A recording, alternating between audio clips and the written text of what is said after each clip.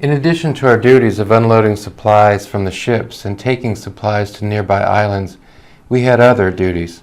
One boat in our boat pool had to stand by at the dock to handle emergencies that might arise. For instance, a cargo plane was taking off from the landing strip on Kwajalein, and someone forgot to remove the tail block from the plane's tail before it took off.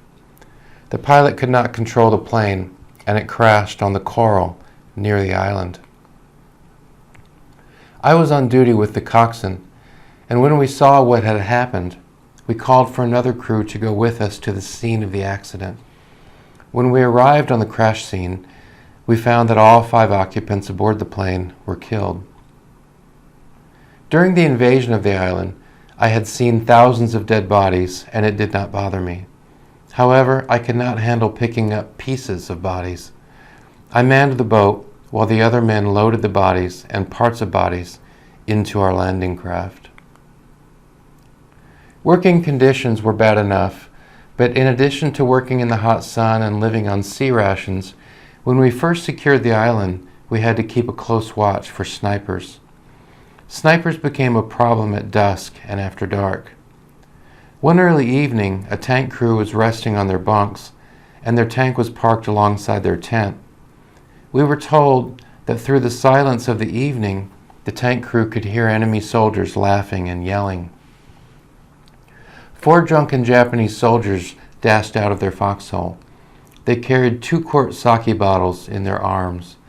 The Japanese officer leading the 4 soldiers was cutting the air with his saber. They ran to the tank and slashed it with their knives, tried to explode it with their small bottle grenades, and laughed in desperation. The grenades merely spit and knocked them back on their feet.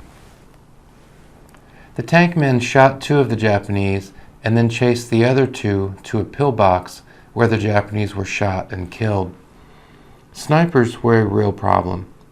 They hid among the waste and junk. They existed on stolen rations and garbage.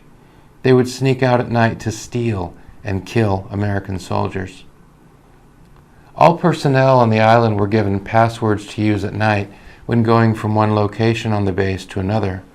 Japanese had a very difficult time pronouncing L, so our passwords usually contained L, words such as Roosevelt. Jeeps patrolling the island were the big targets. A jeep would come into camp with holes in the radiator. Some of the guards would be shot. The sniper problem did not end until the American soldiers had snouted out the foxholes and tunnels with bulldozers.